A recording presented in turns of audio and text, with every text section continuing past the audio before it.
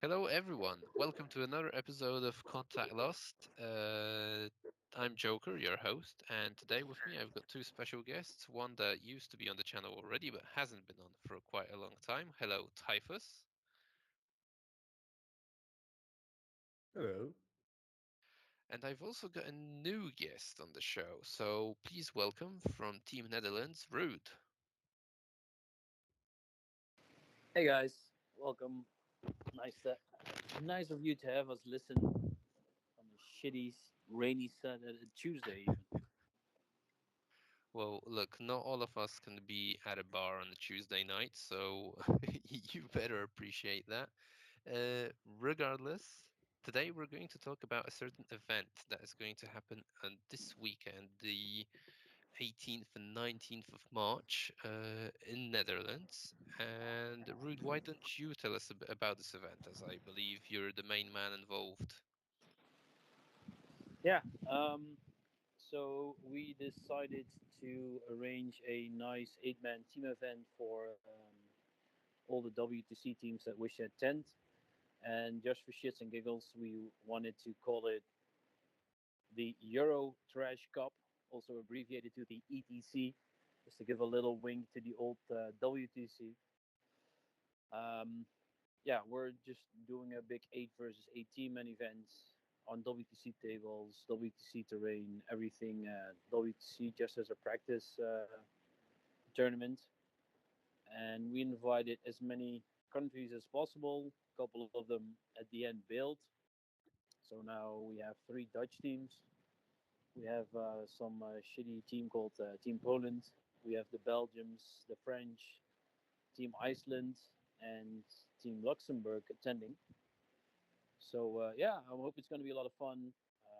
We're still trying out a lot of team lists, and that's how it all started. And I hope we can do it next year again.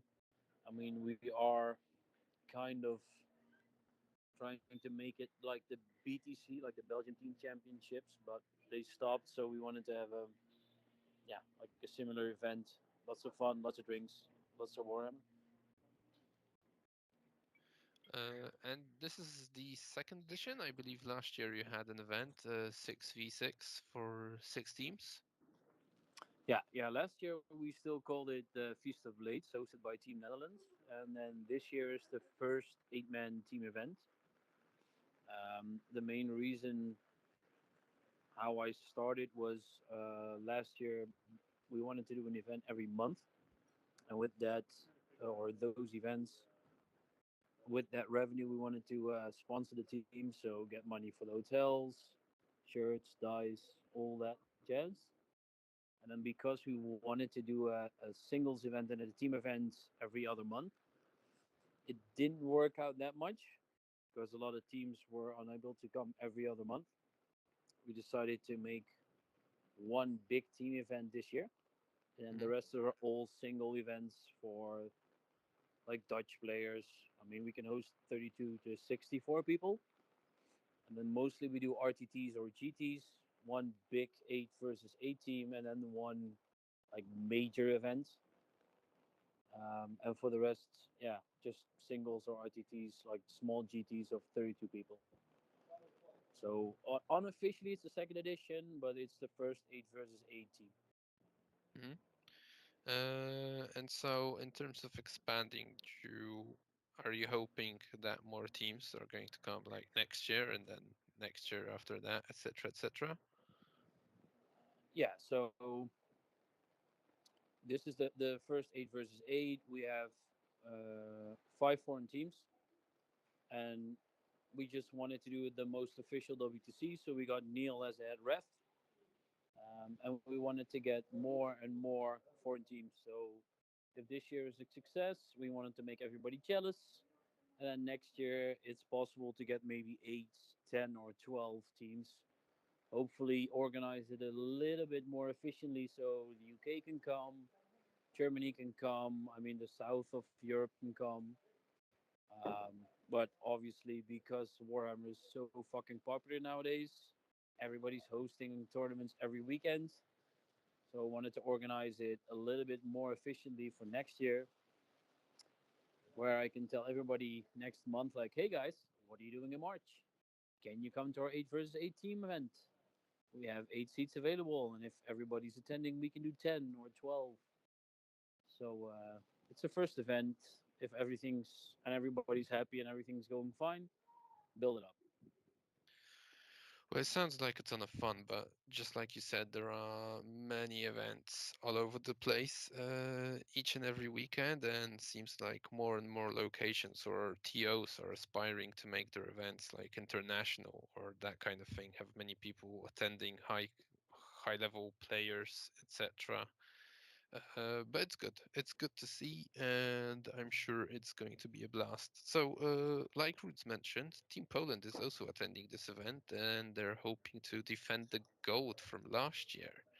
So, Typhus, maybe you can tell us a bit about what are you guys taking in terms of armies? So before I get to armies, I would like to say one thing. There's not many 8v8 events happening at all when you look at the world. There's what? The home nations, however it's called nowadays.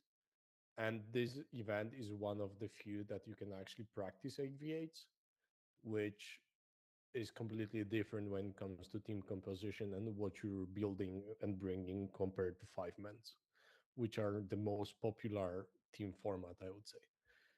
So, having that in mind, and how cool the event was last year, Poland was like, "Yeah, we're going there. We don't really care about some of the other team events that's gonna happen." And we wanted to focus and make sure that we can actually make it to Amersfoort, because last year it was a blast. It was a lot of fun. It's like the event previously was kind of, how would you describe it? As like a very chill prep. Like people were competitive, but it was mainly just to have fun and also play at a good level. So Lots of alcohol. I I had, yes, because the venue is actually a bar also, right? So it's just convenient. Uh, and yeah, what we are bringing, I don't think in current meta, I think we are kind of solved in terms what's a good team. So there's the staples of what you see as top armies. So like Dark Angels, Guard, Ward Eaters, Demons. So those armies and the GSC. And I think those five armies are like pretty much a staple. If you were to build a five-man team, you'd probably take them. So then you just need to add something more to the eight mans. And in our case, we took Custodes, Craft Worlds, and as one of the last armies, I'm playing Renegade Knights or Chaos Knights, however they are called this edition.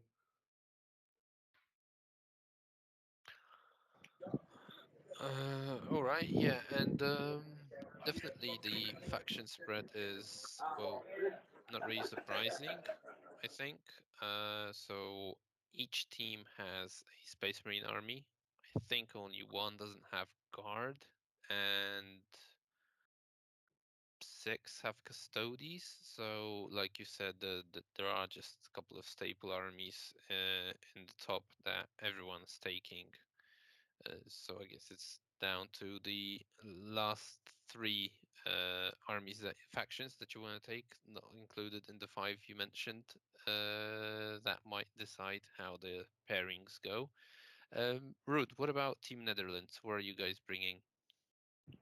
We've got quite the similar list as Poland, only so we have World Eaters, we have Chaos Knights, we have Custodes, we have differences are we have Orcs. We don't have Guard because we had one Guard player and he played Quins and Orcs, and that's me, and I wanted to do Orcs just to test it out. For the rest, we have Zoltan or Voltan or whatever you want to call it, because we still think it's a really decent army.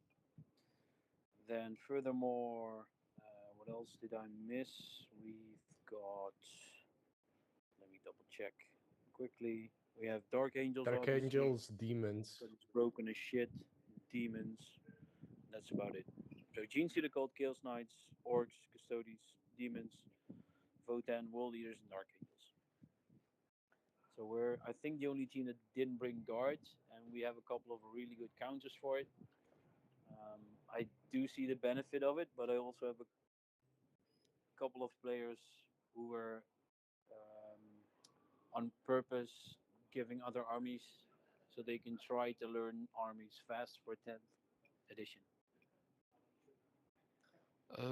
So do you think that repping these armies now will actually be beneficial in 10th? Aren't we expecting a more of a revolution than an evolution? So there's rumors of No, indices coming, so stat lines might change, etc. the reasons. So in theory, I have only one guy of our team that didn't switch armies. So the only reason we picked all different armies is so that everybody could learn to a new army in about 2 months. So especially for 10th edition, because we're all expecting it to hit June, July. Hmm. If that hits, we can put people on armies, and then within 1, maybe 2 months, they can learn it. And that's the entire reason that we gave everybody a new army. Oh, so it's more of a training of how fast you can learn an army rather than practicing a certain army in preparation for 10th. More about the process rather than getting familiar with a specific faction. Yeah, it's a bit of both. So we took like we obviously talked with Typhus and Pumba after ITT. We talked about like cool, what's the top 10, top 12 armies?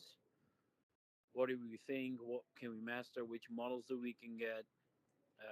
And we gave everybody a new army from February till now.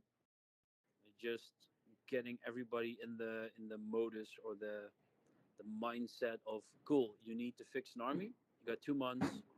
Get the best shit you can think of and just make it work. And then we made a mock pairing. What are we missing? What do we need to switch in?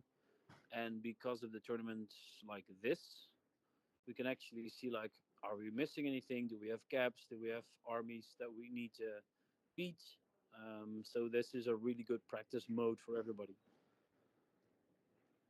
That's a really interesting take, interesting insight. Typhus, what do you think of that approach? A bit wild one. I mean, I think it's a good approach after all. Like this event, as I mentioned at the very beginning, for us and kind of everyone, is just a way to test out people and test maybe not completely in the sense of checking new armies. In our case, some people got new armies, but it's also about checking how will they perform in this environment, as not everyone who is in the Polish team ever played in the 8 months. I would say I think 3 people didn't before or haven't played in any serious 8-man events, maybe something online on TTS. So in our case, it's not really having in mind forcing people to change for a new army. It was rather in making sure how well they can do the estimations and how will they perform when playing actually in real life rather than testing out completely new armies, because I think it was never really a big of a problem. We tend to have few people who are very flexible, and usually with every new edition, from when I recall changes to sixth, seventh, and eighth, we usually had like a standout performer or like 2 3 armies that are just too good to not take because they again fucked up new edition and just made some armies overpowered. So because of that, do not really think that everyone needs to swap an army, because usually if you have person who needs to play more of one army, you can give them those overpowered armies when it comes to new edition, Hmm? and they can just get the reps in as they need it. And those who are more flexible can jump around armies and find out what's working. Okay.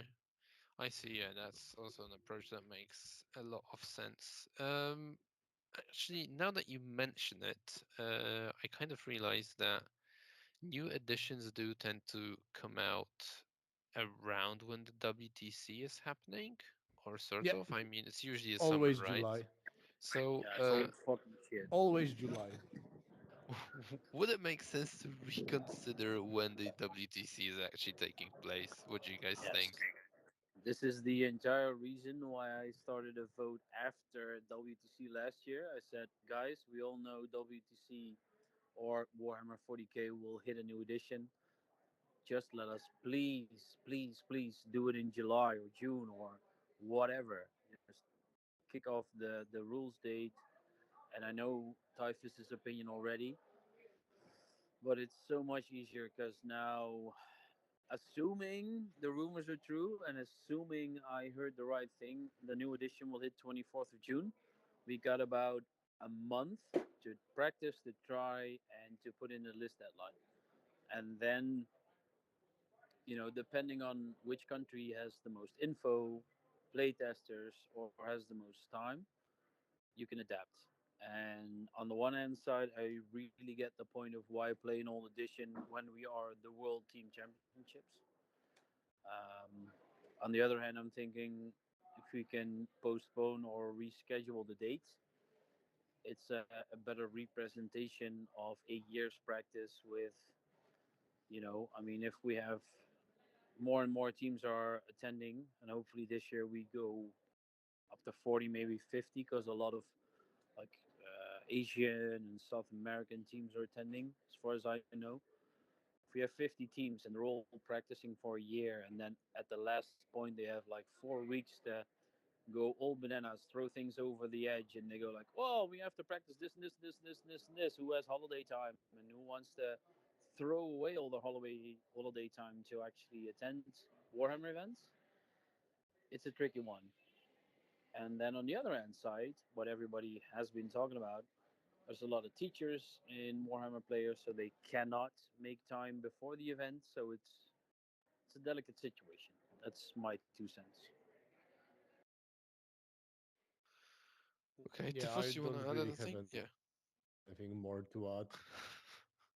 Yeah, I Okay. don't have there's more to add. I think the teacher situation and some teams not being able to field some of their players is a big thing for actually choosing those dates that are and everything happening in August.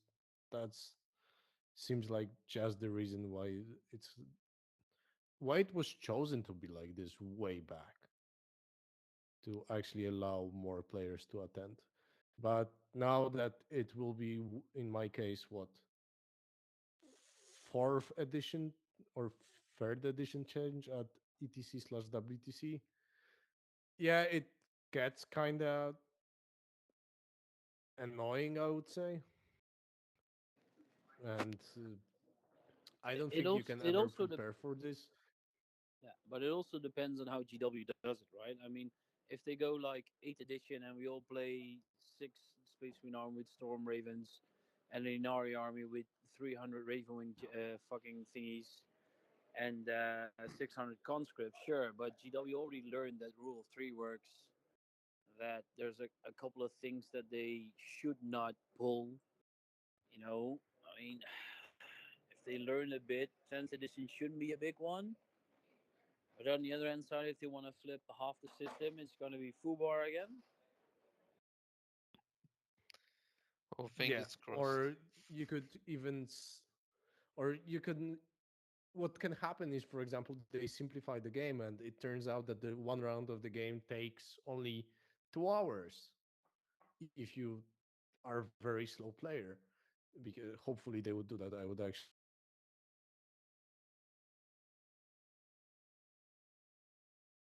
not mind that. But if they do that, it might fit in 2 more games a day. So it might fuck up the schedule. So you never know. And also with all we know, like the terrain can also change dramatically, which would be Yeah. painful for organizers as well. So we're all in a blind. Yeah, yeah. It's gonna be fingers crossed and have fun. Right, so I guess the only thing that's left is to influence G-Dubs to change their release schedule to accommodate the tournament players better. Yeah. I'm Well, sure they would listen to that, right? Hmm. They have a good track history of listening to players. Yeah, well, they exactly. nowadays they do, but it's more the release schedule is always in summer because people then have holiday money, so they can spend it on Warhammer. That's also a big marketing and smart thing. Spend it on Warhammer rather than go on vacation. Yes. Yes. Sounds like a plan. Okay, so ugh, we- Typhus has gone through the factions way too quickly, and now I'm almost out of topics. But actually, Typhus, what about those? So you're Sorry. playing Chaos Knights. How do you think they fit into the meta, and were there any other potential picks for those final three armies at Team Poland? So I think in our case, Chaos Knights were actually chosen way earlier than some of the top factions were. Like we weren't sure about demons and word eaters and how would they fit into the team comp, but we knew Chaos Knights will be really good in the composition. And they were a easy choice because we knew how they perform and what are their advantages when it comes to pairing process, and it all translated to the new meta we are seeing, because you either have a gun line that's really killing only in shooting, and against those armies Chaos Knights can still play. If they are killing in few phases, it's a little bit more tricky. And you have a lot of close combat squishy armies like Word Eaters, GSC, Orcs, Sisters, those armies, or Craftwords or Harleys, those armies Chaos Knights generally are good into. So the meta is currently in a state that I would say Chaos Knights have very polarized estimation tables, where they win like half of the matchups and they lose half of the matchups, but you can pilot it during the pairings to actually, if they get a bad matchup, it's for the better of for the rest of the team.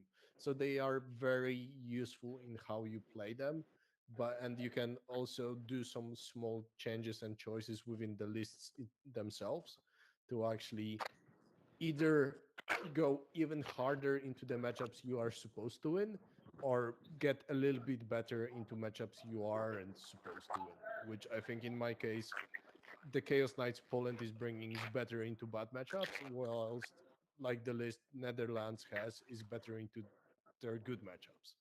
And that's just a thing that you can tailor in an army that I would say doesn't leave a lot of room to breathe and change. No, I agree. Chaos Knights are really good in about half the popular meta, and the other half either really annihilates them or they have like a yellow 10-10 game into. So Chaos Knights is really good in a team setup anyway. Hmm. And 8-man team. I think in 5-man teams they are way worse. Yeah, but 5-man teams suck anyway. Yeah, that's very much correct. too bad we can't do eight-man teams every month or so, can we? I think it's I don't possible, think but that it would just needs be a possible. lot of planning. Anyways, Yeah, but what about orcs? Because Ruud, since you're taking them, we can talk about orcs. And Yes. I think that's an army that's got really strong secondary play right now. And so, any particular reasons why you're taking them, and what do you think they're good into? Yes. I got a couple. Small heads up. My battery's probably dying, so I'll probably take on my phone in the next 5 minutes. Orcs is really good. I am using the Goffs list now, and after about 5 practice games, I'm already wanting to go into the Dead Skulls list, especially against Gene Silicolts, because you will fuck them up with Dead Skulls, and Goffs is trickier. Um, the amount of pressure Goffs can put on guard Necrons, Space Marines except Dark Angels, Gene Silicolts, depending on the mission. It's so astonishing fun.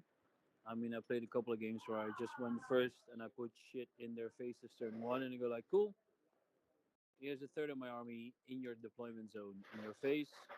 I've got 40 Gretchen scoring, get good bits. I got behind enemy lines, and I killed a couple of models, so I get no prisoners or whatever. Especially against guards, because no guard has any combat stuff in them, so you get stomp them good.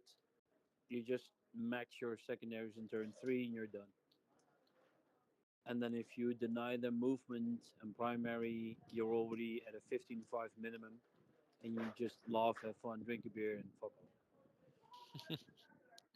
So that's Uh, why Ox is really good. If you take them into Dead Skulls, where you have like 30 commandos, 30 knobs, and 30 storm boys, jeez, that's gonna be epic as everything's obsec. It's even worse. But yeah, that's the next edition of the Yeah, list. I would say the dev school has some issues because it can crumble against some armies as it cannot kill them. Like you cannot kill Castos for one.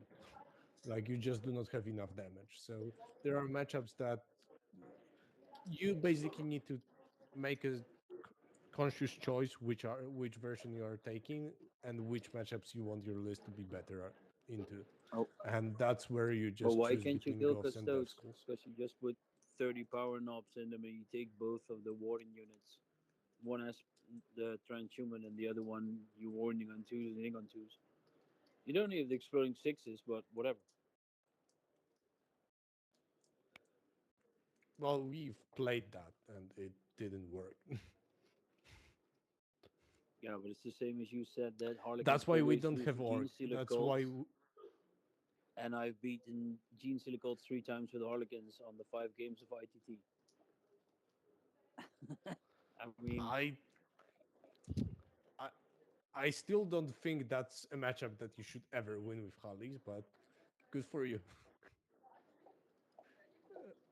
I mean, there are actually about that topic. I think there are builds of GSC that you can play into. I don't think you can play into Horde GSC, but you with can. orcs, You I just have to think be they patient. are.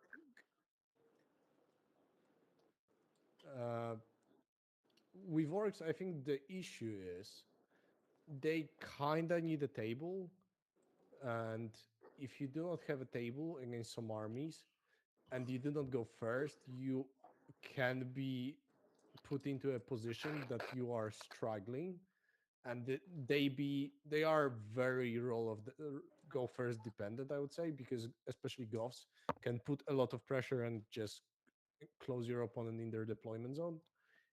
But we are thinking about orcs for a long time, and I think most of our prep actually for this event was figuring out whether orcs have a niche, and we just couldn't justify them at the very end because I found orcs kind of have the same niche as word eaters. I would say they have similar role within the team, and we just thought word eaters are strictly better. Yeah, makes sense. No, the thing is, to be fair, I mean, I did 6 practice games and I got first once. So I got second into Guard, into Zoltan, into Gene Silicolds, and into something else. And I still won all games except Gene Silicold because I didn't have a lot of commandos and I was an OPSEC. And when I had Dead Skulls, because I was talking about all my opponents as well, if you put 30 commandos on the 9-inch line and you play into any of those armies, oh yeah, I played against Dark Angels, which absolutely sucked. Um, but if you have Dead Skulls and But everything's it OPSEC, feels you, like that you for just everyone. Yeah, I mean, obviously, well, there's a couple of armies that can get them, but whatever. But if you play Dead Skulls at your OPSEC and you can close them in, and you have 30 commandos who just either advance, move up, throw like a bomb squick on the characters and have fun, that's all shits and giggles. But if you have Goths and you're strength 12 and you only wound on 4s and it's not going to die and you just die in return, I mean, that's the big one that you're depending on. And the Exploding Sixes is nice, and I'm playing Meganobs this weekend. And after 6 games, I'm thinking Meganobs aren't what I wanted them to be. So it's probably gonna be more They are knobs, very more commandos, and swingy. more stun boys. So it's yeah. And then if you put a weird boy in it as well, especially in the Death Skulls list, it's a more variable list. So you can either go, I'm not going first, so I'll just hide, and you can still play defensive secondaries with get good It's a better bits or defender ritual. list. Yeah, but orcs need it. Well, orcs mostly need it in the table. They don't necessarily need it depending on the matchup, but I completely agree with what you said. It's a tricky one. Well, that was I really think interesting. they are really good into opponents who. I think they are really good into opponents who do not know how to handle big pressure and how to prepare for the big pressure that's gonna be put onto you turn one. And I think it's kind of similar case as with Castodes and Word Eaters. Those armies tend to just check you turn one, and you need to have plan from the very get-go to actually play into these armies, and probably most players don't know how to handle them, and then you can just crumble. So I think those armies tend to play way better into players who are not so versed into this specific playstyle. And I think looking at the data lately, those armies are like at the top of the food chain. And I think there is a reason, because those armies will tend to perform really well into unexperienced players. And I don't think that's a logic that you should count on when it comes to teams.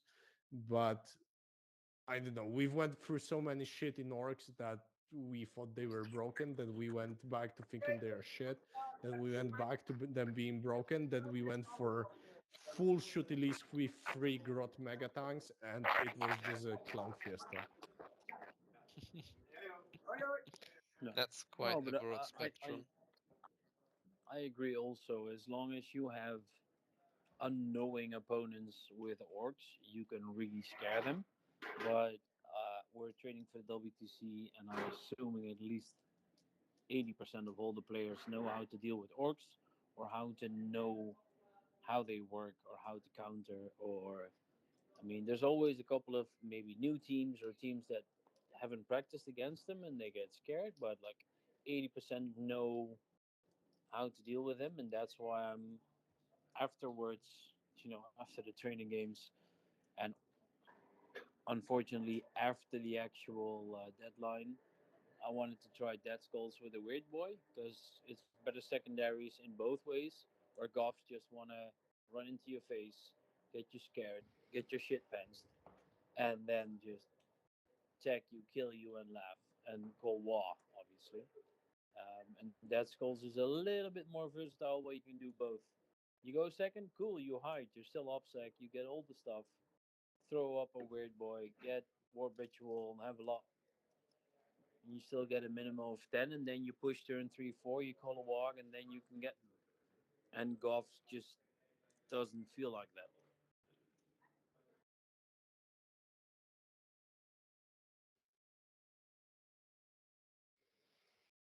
Okay. And about controversial choices, uh, Ruud, what do you think about nids in French team?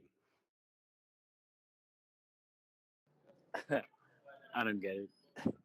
I really don't get it. I looked at it and I talked to all my Knicks guys in the entire team and all the prospects. Are like, okay, guys, what are we missing? And somebody said, well, We, technically, my 3 best Knicks players said the list is shit, but maybe we're missing something. I was like, cool, thanks. So it's probably shit. What Oh, about really? you, Vladi Typhus? was looking at it and he was sorry. No, Uh, the only thing I said was like the only thing I was thinking about is Behemoth getting +1 strength and +1 to wound, so they wound almost everything on 4-ups. So maybe it's like a T5 counter, but how many shits do we give? That's about it. I don't know. For me, all those NID lists nowadays look like they are missing 500 points somewhere, and I don't know what's happening there. I was really surprised by the French team. Like, I think they have few choices that I wasn't expecting. Yeah, So like 30 burner boys I'm and a interested. knit list and whatever. Maybe they're Cow. taking the same approach as Team Netherlands, just chucking on new armies for everyone and see if they in how much time they can figure something out with it. Yeah, it's a good call. Maybe they're also just using it as testing grounds for weird lists. You don't know. I've got Yeah, and a I think that's the beauty of those events. Yeah, no. Go on, go on. I just want to say that I think that's the beauty of like this kind of event, where you are competitive, but not like really competitive, cutthroat competitive. You like you want to win, but you also want to test that you have more room to actually find out new stuff. And And that's the other. Oh, sorry. Go. no, go on. I'm not gonna stop you guys. Um, no, Carry the on. other thing I wanted to say as well. I mean, I'm assuming some people will put on wrong pairings just to test weird shit out. And then on the other hand side, because it's not mega competitive, we're all still. That's what I really liked about WTC last year. Everybody is still super nice. There is absolutely no gotcha. There is a think about this. I can do this. If you do this, I can pull this. I mean, all those like small things. I mean, the fact that the French and the German people actually have English codexes and they spoke perfect English just blew my mind last year. And it's like a That really was an positive. update. You sound like a robot, Typhus. What did you do? Oh, sorry. Maybe my internet at times is dog shit, and I cannot do much about it. No, that's fair. Drink more vodka. Um, no, and that's one of the best things. And the other really good things I think about our event at the ETC itself is that we have like a beer brewery around the corner of the venue where everybody can have dinner and food as well and drinks.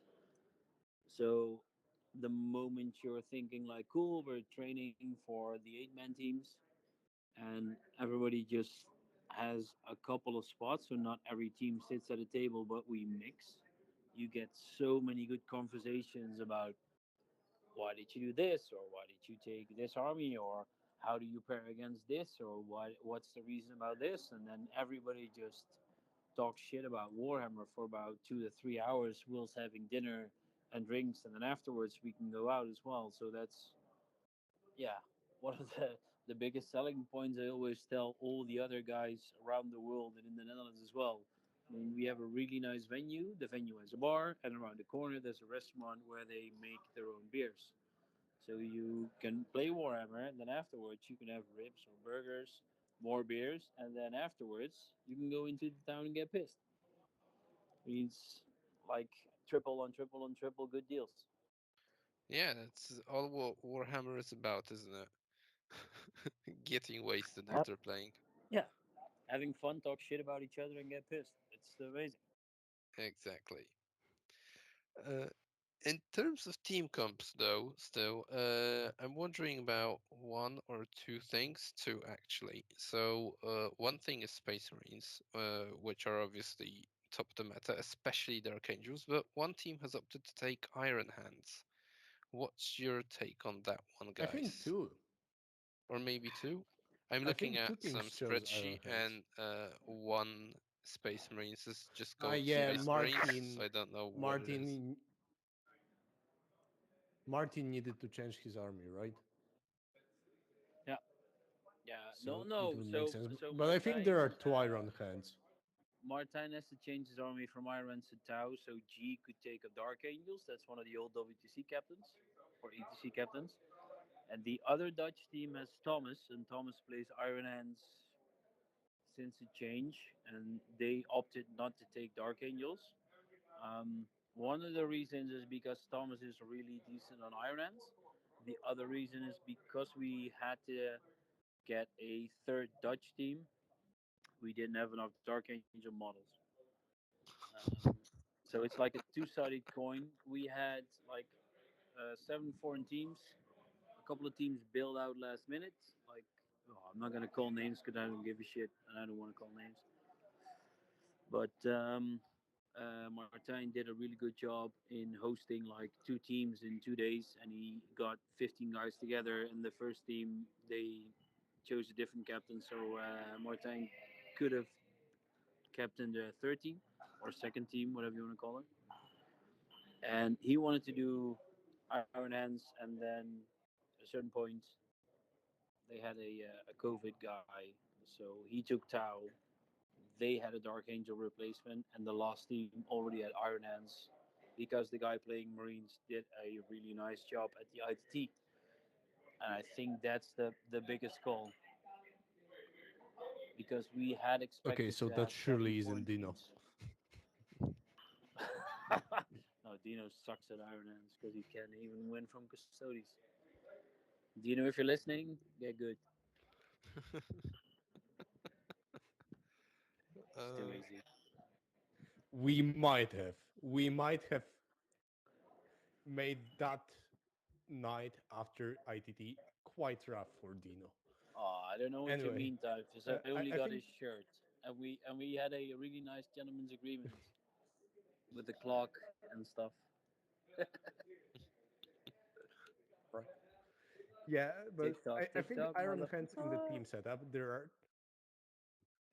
I think there are like two free teams that were supposed. I think three teams had Iron Hands at the very from the very get go, and I think Iron Hands in the team setting still are good. Like Dark Angels are better and are Yeah, more stable, and I think the latter part is the most important. Like Dark Angels, if they just don't do shit for one turn, they can still survive and retaliate next turn.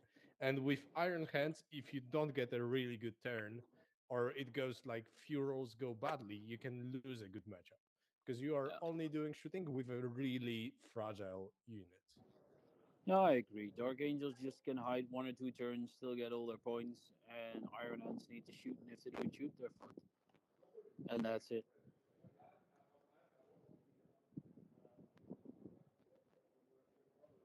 okay. So, S- so interesting reasoning, at least one of them. And the other unusual, I think, or maybe not super popular build, is again Team Iceland. I see are taking a full Slaneshi list for yeah. demons. Okay. Whilst I'm Tzeentch gonna, is definitely more popular nowadays. So I'm yeah, gonna. Rude, I can see you're eager to say Uh, something. yeah. So first of all, Haidar has been talking shit about Team Netherlands for 2 years, and then last year we beat their asses with 138 to 22. So fuck Iceland. And at IDT we had a chat with a couple of the Iceland guys, and Haidar just wants to put everything on the line, throw everything in somebody's face, and then win. And then the best story I got about this is when we had to pair against Iceland, and then we put Dino with Tau against Haidar when he had nits with Kraken. And Dino started, and he shot 80% of the nits off the board in turn one. He walked up to me, and Dino said, Ruud, I shot off the team captain's nits already 80% and about turn one, and I feel sorry about him. And then I told him, like, Dino, that's the guy who talked shit about us for about a year. And then he looked at me, and his face got all angry and smiley. And he said, "Well, fuck that guy, man." And he walked away and just tailed him turn two.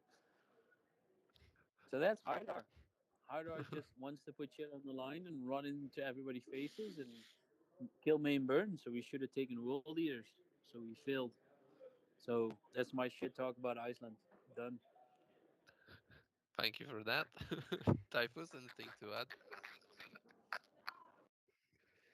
I mean, we are playing Iceland round one, so I'm really interested how that army actually will perform. I know Pumba for a fact actually tested this list, and we are thinking about it for Alpine. And I think that's another army that puts a lot of pressure on you, and kind of what we spoke about Custodes, World Eaters, and Orcs also translates to this matchup. And some armies will not be able to withstand. I'm sorry. Some armies will not be able to withstand the pressure. But I think this army, even though I know Haidar had really good scores, I think in teams it is slightly worse than Zinj version because it doesn't have that niche use of being able to play into gun lines on their table, which I think Zinj Demons giving you that option is a huge thing. Yeah, it doesn't have a 3 up save. And then when you have toughness 3, 4 up save, if you don't go first or if you cannot wrap stuff, you will probably die to shooting armies. And that's the big trick. So it's either gonna be like a late defender or a cheeky attacker into something, but really curious. Yeah, Yeah, I also think this army curious. also, as soon as you deploy these 6-man Fiend units, you realize how big footprint they have. Oh, Like, it's you're not gigantic. hiding those boys. You're not hiding them. No, not a Like, chance. Not 3 units. I mean, obviously, like with the Infernal and Rapturous, or however you pronounce those, half boys or girls or whatever it is for Slaanesh. Harfits. Yeah, they as they have warp locus, you actually have like a better rhino in the form of your HQ. So they can bring a unit within 6 inches of your opponent, and you can play with this army with like 3 squads of demonates in reserve, or even four and 1 squad of Finn. So you can actually play around you having not really that good of a table. But then it means that you also need your opponent to kind of push into those enrapturers. Although having in mind they with advance and shit, they get kind of far onto the table before they pop the units outside of them. And I think this army is good. It's something that we also thought about, but we decided to drop it in our team comp for the reason that we didn't have enough time and we knew how Zinj demons work.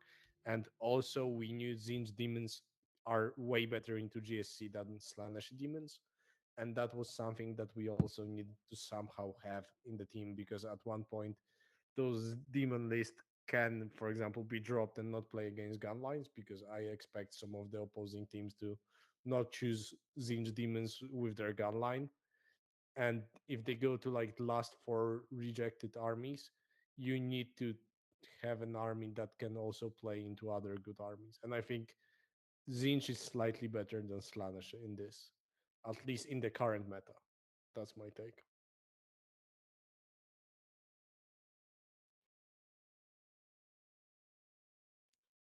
I see Ruud left us. Yeah, his battery died, so we can talk shit about him until he comes back. So, Typhus, what's your Convenient. take on Team Netherlands? I mean, I think their performance at ITT speaks for itself. How did they fare? I guess not very well. I think they had their A team was 3-2, Mhm. and their B team was 4-1. So, Oh, so the B team's better than the A team. yeah, B team was supposedly better than their A team at ITT. So, I don't know. There's something wrong there. But I think the wrong part was Dino with Iron Hands, and that guy is just not meant for that army. Most definitely. Well, a glorious return, just in time and picking up the subject straight off. Yeah, I think. Well, if we're talking about ITT, in the end, we just should have taken Dick on Dark Angels and Dino and World Eaters, but it's obviously easy chats after the event. I still did pretty great with Yeah, Harlequins. it's always easy. Yeah, afterwards it's easy, but we talked shits and giggles before when we said, cool, Root goes on Dark Angels, Dino gets World Eaters, and Dick will play. What did we give Dick? Chaos Knights or something? Hmm. That would have been a good idea. Dick on Dark Angels, Dino on World Eaters, and me on Quins. Just cancel weird shit out was still good because in the end, I only lost to the mirror when I had to go second, and I beat three Gene Silicol players, which was funny, but my head was fucking dead after three of those games. So yeah, I mean ITT was good. The Team Netherlands was better because they had better armies, and they had guys on the armies that knew their armies better than we did. So kudos to them. They did a really good job. Pairing was better. Can't blame the boys. So kudos to kudos worth. All right, guys. I think we're gonna wrap up. Any final thoughts? No, we're definitely gonna have fun this weekend. I And think that's the main idea. We are looking into very much alternative ways of doing pairings, and we had few thoughts with Myson. I think one of them, if we actually go for it, you'll very much enjoy it, Ruud. And every team we'll face will very much enjoy it. Does yeah, it So include I'm really vodka? looking forward to the event. there's gonna be a lot of booze anyways. It's Maybe, gonna be fun. yeah, it's gonna be fine, right? Nothing bad will happen, surely. Yeah, because I won't remember, so it doesn't count. So it's fine.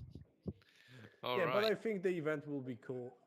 I'm really looking forward to actually playing against like decent teams and getting some reps in.